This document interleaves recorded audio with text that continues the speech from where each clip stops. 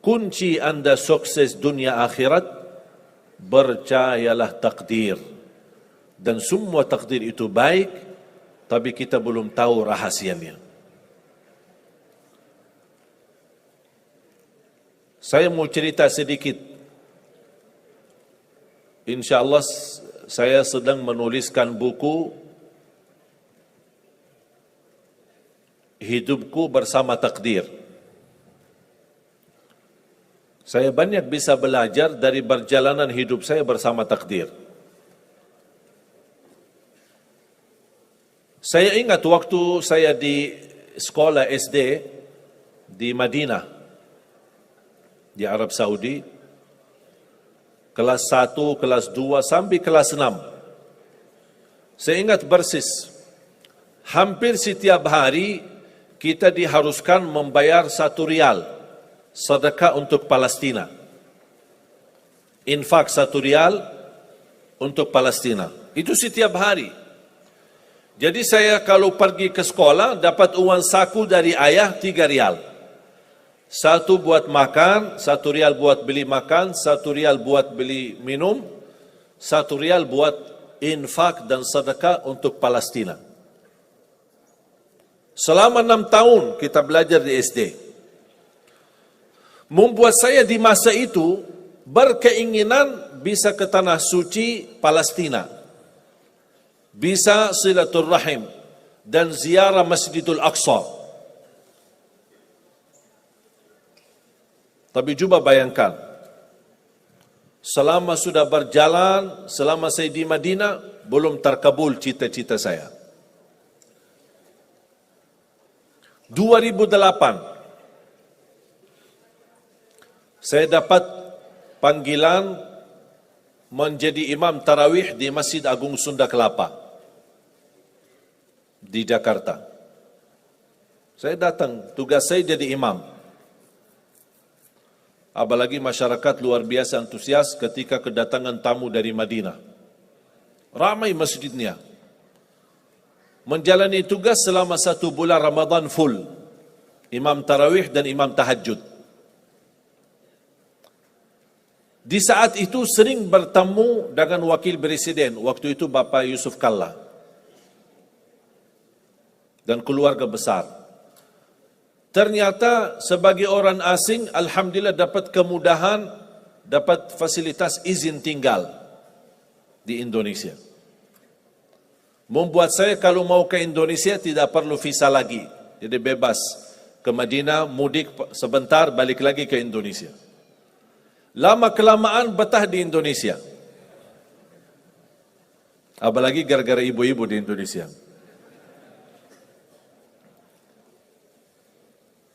Subhanallah, tidak bisa membayangkan kalau ada orang bertanya sama saya, milih Madinah atau Indonesia, kira-kira saya jawab apa?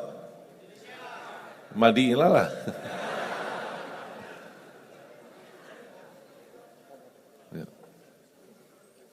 Madinah tanah suci. Salat di Masjid Nabawi 1000 kali lipat dibanding salat di Masjid Istiqlal. 1000 kali lipat. Salat di Masjidul Haram 100.000 kali lipat.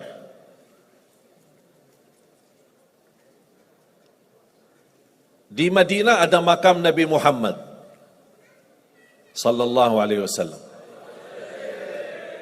Ada Masjid Quba. Kalau kita bicara barakah, ya Madinah lebih barakah. Aman, Madinah lebih aman. Suci, Madinah lebih suci. Banyak orang Indonesia berkata, oh aku bingungnya, kita aja mau ke Madinah, kok inti yang datang ke Indonesia. Tapi ternyata saya belum bisa tahu, kecuali baru beberapa bulan lalu, ternyata takdir itu benar-benar baik dari Allah Subhanahu wa taala. Tinggal di Indonesia 2008, 2009, 2010, saya masih ingat pertama kali belum bisa bahasa Indonesia. Bisa enggak terbayang? Tidak bisa bahasa Indonesia. Mulai 2009 diajarin sama teman hafal 4 kata. Tak usah yang lain-lain, sudah pusing. Bahasa Indonesia mudah. Dan 4 kata ini sering dipakai oleh orang Indonesia. Apa kabar? Bagus. Mau kemana? Aku cinta kepadamu. Itu aja. Tak usah pusing-pusing. Bahasa Indonesia mudah. Dengan tulus hati saya setiap bertemu orang, itu aja yang saya sampaikan. Assalamualaikum, apa kabar? Bagus. Mau kemana? Aku cinta kepadamu. Orang bingung ini. Subhanallah, sedikit-sedikit belajar. 2010, pertama saya ikut mengisi bersama sahabat saya, teman baik saya, Ustaz Yusuf Mansur, di acara nikmatnya sedekah. Karena beliau memang dikenal Ustaz sedekah. Kalau beliau bicara sedekah, pasti semua isi dompet kita keluar, habis. Hebatnya itu kelebihan Ustaz Yusuf Mansur. Saya diajak sama beliau untuk mengisi pertama kali acara saya di TV TPI almarhum. Sudah ada lagi TPI ya? Sudah almarhum. Inna lillahi wa inna ilaihi raji'un. Jadi dari situlah sudah mulai didorong sama Ustaz harus berani bahasa Indonesia. Karena dulu ketika saya pertama dakwah, yang bantu translate Ustaz Yusuf sendiri. Tapi beliau yang mendorong saya harus bisa bahasa Indonesia. Nanti insyaAllah anak damping antum, mendampingi saya sambil sedikit, walaupun kata-kata ibu-ibu dulu bahasanya bagus dan lucu. Karena masih banyak yang belum lancar. Sambil gitu sudah mulai sedikit lancar, malah ditinggal sama Ustaz Yusuf Mansur. Tinggal saya isi sendiri. Antum sudah sendiri-sendiri aja. Subhanallah, 2011 saya dapat dipanggil untuk menghadiri acara buka puasa bersama Bapak Presiden. Waktu itu Bapak SBY. Saya diundang untuk menghadiri acara. Saya duduk di satu meja sama dubes Saudi, ada dubes Yaman, ada dubes Palestina, Mesir. Tidak jauh dengan meja Bapak Presiden, Wakil Presiden, Ketua DPR, MPR, semua hadir. Subhanallah, tiba-tiba penceramah yang ditugaskan acara kultum sebelum maghrib. Biasakan di Indonesia ada budaya sebelum buka puasa kan ada kultum lah, dipanggil ustaz atau siapa. Penceramah tidak datang karena macet, maklum Jakarta macet ya. Ternyata Allah punya rencana. Didatangi protokol, Pak maaf penceramah kita tidak datang. Ditunjuk bahasa yang isi.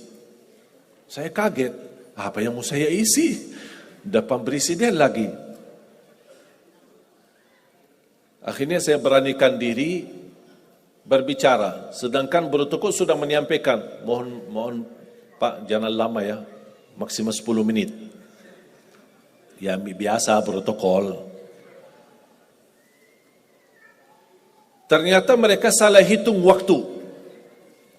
Saya habis 10 menit, saya turun. Selesai tugas, duduk lagi di meja. Ternyata masih mau maghrib 40 menit lagi. Mereka salah hitung. Bingung apa mau isi lagi. Didatangin Ustaz, salah satu imam Masjid Istiqlal, untuk baca salawat lah, Asmaul Husna. Baca Asmaul Husna, baca salawat, baca subhanallah, walhamdulillah, wa la ilaha illallah, Allahu Akbar. Sampai orang badan ngantuk. Habis waktunya. Tapi masih ada waktu belum maghrib. Saya didatangi lagi sama protokol. Bapak Presiden minta antum datang lagi. Naik isi kultum sebentar sebelum maghrib. Saya kaget. Kok ini satu acara tapi 2 kali saya isi. Saya naik panggung. Saya masih ingat pertama ketika saya naik, karena tamu yang hadir ada kan juga dari negeri sahabat. negara Arab dan negara yang lain. Pas begitu saya mulai berbicara, biasa saya menawali Assalamualaikum warahmatullahi wabarakatuh, Bismillahirrahmanirrahim, Alhamdulillahirabbil alamin dalam bahasa Arab. Saya lihat Bapak Presiden kan ada alat terjemah di depan setiap tamu. Bapak Presiden mengambil alatnya. Begitu saya berkata amma ba'du, yang saya muliakan, yang saya cintai, ayah kami Bapak Presiden Republik Indonesia. Beliau kaget, langsung turunin alatnya lagi. Ini dengar langsung bahasa Indonesia. Karena dia melihat nampilan saya bukan orang Indonesia. Begitu Alhamdulillah saya isi yang kedua kali, malah beliau panggil. Saya duduk. Dan saya cerita, nanti saya insya Allah akan cerita salah satu cerita yang menyebabkan saya mendapatkan perhatian dari Bapak Presiden. Barangkali antum kalau antum cerita, barangkali dapat perhatian. Nanti saya kasih tahu ceritanya. Mau kan ceritanya? Pasti mau. Luar biasa. Kelebihan Indonesia semua serba mau. Tidak ada yang tidak mau. Jadi saya duduk di samping Presiden, buka puasa sambil berbicara ngobrol. Dan subhanallah saya mendapatkan kejutan yang luar biasa. Langsung beliau berkata, mau enggak warga negara Indonesia? Saya jujur saja kaget. Karena sebelumnya, sebelum kejadian ini, ada yang menawarkan membantu untuk proses warga negara Indonesia, tapi minta 150 juta. Tapi Allah kasih saya gratis. Dan Presiden langsung yang menawarkan. Sambil bahasa beliau apa? Kami sudah memberi warga negara kepada pemain bola, sampai sekarang belum berjuara. Kalah mulu. Pas sudah sampai ke final, kalah lagi. Mudah-mudahan kami memberi warga negara, mudah-mudahan bisa bermanfaat untuk Indonesia. Saya ingat persis bahasa beliau. Bahkan setiap saya bertemu beliau di acara besar atau Hari Raya Idul Fitri, pasti beliau ketika melihat saya, Alhamdulillah, terima kasih sudah menjadi warga negara Indonesia. Saya bilang, terima kasih Bapak yang memberikan warga negara Indonesia. Ternyata jemaah sekalian, saya mendapatkan tantangan yang berat. Warga negara Indonesia ada proses. Salah satu persyaratan, buat surat pernyataan mundur diri dari warga negara Arab. Di situ tantangannya. Apakah saya milih warga negara Arab atau milih warga negara Indonesia? Habis saya musyawarah sama orang tua, guru-guru saya di Madinah, mereka semuanya mendorong bismillah. Yang penting bermanfaat. Dimanapun berada bermanfaat. Saya beranikan diri membuat surat pernyataan mundur diri dari warga negara Arab menjadi warga negara Indonesia. Ternyata keputusan ini menjadi takdir. Dan takdir itu baik. Berjalan dalam berdakwah di Indonesia, diberikan kemudahan bahasa. Coba mohon maaf bayangkan, kalau saya masih bahasa Arab, gimana? Minat nggak entah hadir? Malas. Dan nanti bahasa Arab lagi.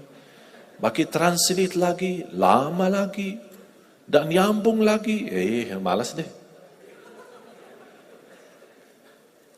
Tapi Alhamdulillah, karunia dari Allah memberikan kemudahan bisa bahasa Indonesia. Berdakwah langsung dari hati ke hati. Ternyata menjadi warga negara Indonesia menjadi karunia dari Allah Subhanahu wa taala. Kenapa menjadi karunia? Karena 2017 saya mengundang seorang imam besar dari Palestina, imam besar Masjidul Aqsa. Kami undang kemari datang ke Indonesia. Isi bersama-sama di Damai Indonesiaku TV1. TV1, iman, beda. Bersama-sama isi. Beliau begitu bertemu dengan saya, beliau terkejut. Pakaian Arab, wajah Arab, tapi bahasa-bahasanya Indonesia. Lancar lagi bahasa Arab. Beliau mendapatkan perhatian bersama beliau. Di mana beliau pergi, saya mendampingi beliau. Allah buka hatinya, beliau undang saya datang ke Palestina.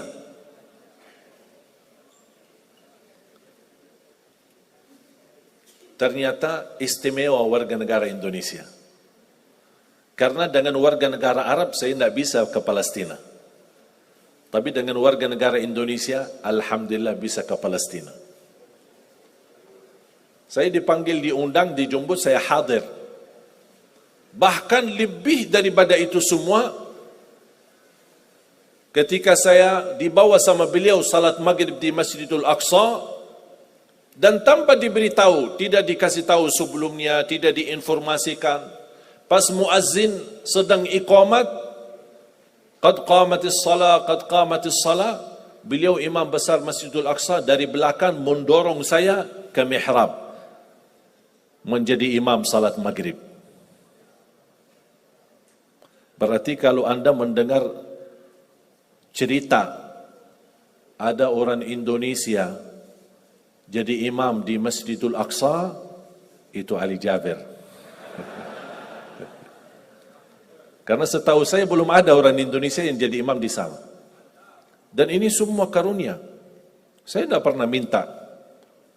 Tapi ternyata saya ingat, dulu cita saya di SD, selama kita sumbangkan satu rial untuk Palestina, kapan saya bisa ke Palestina? Ternyata Allah sudah kabulkan, tapi prosesnya harus ke Indonesia dulu. Datang ke Indonesia, mundur diri dari warga negara Arab, terima warga negara Indonesia, baru Allah kabulkan doamu selama ini. Ternyata Allah kabulkan. Walaupun cukup lama ditunggu, tapi ternyata semua apa yang Allah berikan itu luar biasa baik. Lebih daripada itu, saya menemukan sejarah keluarga. Ternyata baru saya tahu kakek saya lahir Indonesia. Lahiran mana? Lombok. Siapa yang dari Lombok? Angkat tangan dari Lombok. Lumayan. 1, 2, 3, 4. Lahir dari Lombok. Jangankan kakek, ayah dari kakek kelahiran Lombok. Bahkan beliau dibunuh oleh penjajah Belanda dan dimakamkan di Ampenan. Habis beliau dibunuh dan dimakamkan, anaknya yang namanya kakek, anaknya pindah atau berhijrah ke Hadramaut. Dari Hadramaut ke hijrah lagi ke Madinah. Nikah di Madinah dan dapat keturunan, dapat ibu saya. Dan kakek saya meninggal dan dimakamkan di Madinah. Ibu saya nikah, dapatlah saya. Berarti silsilahnya darah saya lewat ibu kembali ke Indonesia. Makanya saya kaget pas kemarin di rumah sakit, pas cek darah, dokternya kaget. Oh, kok darahnya merah putih, subhanallah.